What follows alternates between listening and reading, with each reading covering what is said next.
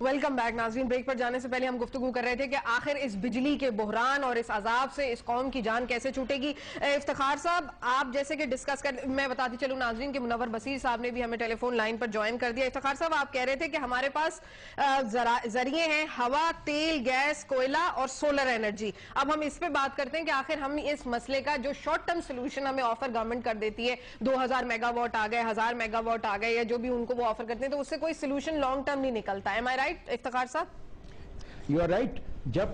جب تک آپ پانی کے سورس کو استعمال نہیں کریں گے اور اس سے بجلی نہیں حاصل کریں گے جو چیپ ہے, تب تک مشکل ہے. اور جہاں تک ہوا کا تعلق ہے, ہمارے پاس جو گھاروں کا کہا جاتا ہے کوریڈور, ونڈ کوریڈور, اور جس پہ دنیا میں کہتی ہے کہ آپ بھمبور میں اور جمپیر اور لاکھا اور حیدرآباد سے کیٹی بندرگاہ پہ آپ استعمال کریں, تو دوسرا وہ طریقہ کار ہمارے پاس چیپ ہوگا.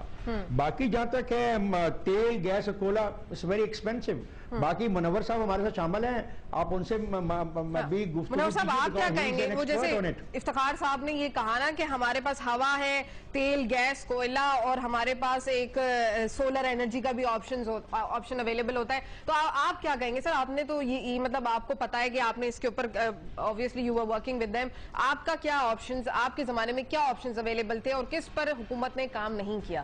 دیکھیں, اس کے لیے جو ہے نا, آپ کو ایک انرجی مکس جو ہے وہ بیلنس ہونی چاہیے. دنیا میں تیل سے جو بجلی پیدا ہوتی ہے وہ ایوریج ہے اوسطاً 4% ہے.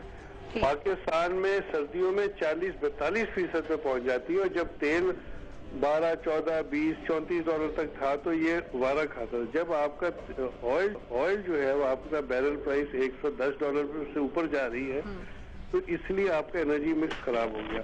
باقی جہاں آپ آتے ہیں سولر انرجی جو ہے وہ تو 32 سینٹ جو پڑتی ہے, اسپین کے سارے پروجیکٹ گراؤنڈ ہو جائیں. یہ تو فیشن ہے کہ یہ سولر کی بات کر لیں. ونڈ کی جو بات ہے وہ ونڈ سے بھی سستی نہیں ہے, لیکن یہ ہے کہ لانگ ٹرم میں وہ سستی پڑتی ہے. کیپٹل کاسٹ زیادہ ہے اس کی, 13-14 سینٹ پہ ونڈ کی. ابھی جو نیپرا ٹیرف دے رہا ہے وہ آئل کا اگر 11-12 ہے تو ونڈ کا 13 سینٹ ہے. تو شروع میں مہنگی, لیکن کیونکہ اس میں یہ مہنگا تیل نہیں استعمال ہوتا. لیکن بات یہ آ جاتی ہے ونڈ سے آپ 1000-2000 کر لیں گے, لانگ ٹرم میں جا کے آپ کوئی 10,000 پہ پہنچیں گے.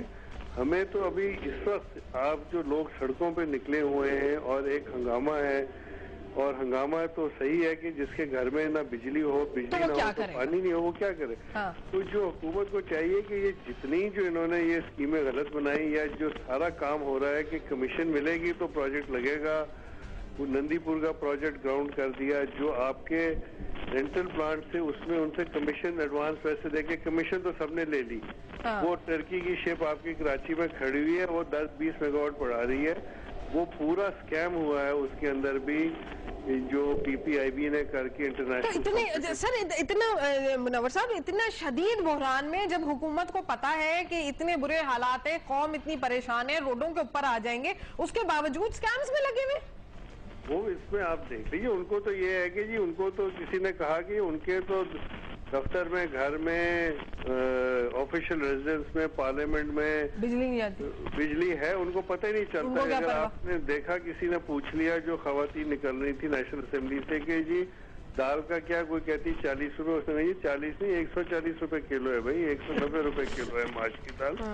تو بات یہ ہے کہ جو اس وقت ہمارے پاس جو بڑھ کے جو نئی ایڈیشن ہوئی ہیں, اور وہ اس حکومت جو ہمارے لوگ کہتے ہیں کریڈٹ لیتے ہیں, یہ پہلی اپریل 2008 سے پہلے جو فائنینشیل کلوز ہو گیا تھا وہ ڈیلے بھی کیے اس حکومت نے پروجیکٹ, لیکن وہ آ گئے. تو اس وقت آپ کی 22 سے 23 ہزار میگا واٹ کیپیسٹی ہے, اور اس میں جو تھوڑا ڈی ریٹ ہو کے اور جو آپ 80% بھی لے لیں تو آپ 18,000 میگا واٹ گرمیوں میں جس وقت پانی پورا آپ کر سکتے ہیں, اور سردیوں میں آپ اس کو 4,000 کم کر دیں تو 14,000. 18 کے بجائے جب آپ 9,000 میگا واٹ پروڈیوس کریں گے, 9.5 تھی کل کے نمبر, تو پھر آپ کی 50% تو لوڈ شیڈنگ ہوگی نا.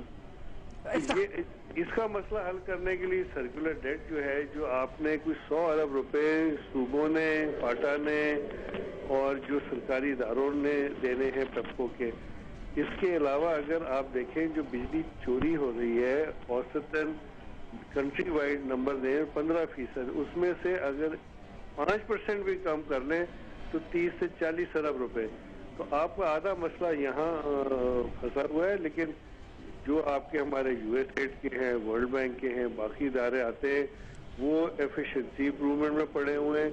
چوری کا نام کوئی نہیں لیتا کہ وہ جی کیونکہ گورنمنٹ کا ساتھ دے رہے ہیں تو چوری کا نام نہیں لے گا. چوری ہو رہی ہے کیونکہ منسٹر حضرات اپنے مرضی کے لائن بھی کہہ کے لگاتے ہیں. اسی لیے آپ نے دیکھا کمپنیز میں جو بورڈ بنے اور جو چیف ایگزیکٹو, ان کو امپاور ہی نہیں, ان کو الاؤ ہی نہیں کر رہے کہ ڈیسیشن ہے. وہ سارے ڈیسیشن جو منسٹر بیٹھے ہیں وہ اپنے پاس رکھتے ہیں, وہ اپنے مرضی کے لیتے ہیں. اور کمیشن دینی ہے ہر پروجیکٹ پہ, ہر جو بھی ٹھیکہ ہوتا ہے اس پہ, رینٹل ہو یا کنڈکٹر ہو یا ٹاور ہو یا بجلی ہو. اچھا افتخار صاحب, اب آپ نے یہ گفتگو سنی منور صاحب کی, تو انہوں نے بڑے فیکچول انداز میں ہمیں بڑے چیدہ پوائنٹس بتا دیے کہ جی یہ ہوگا تو 50% یہاں سے ریکوری ہو جائے گی. تو یہ تو پھر آپ دیکھ لیں وہی والی بات ہے کہ جو ہم شو سے پہلے بات کر رہے تھے, وہی کرپشن والا چکر ہے.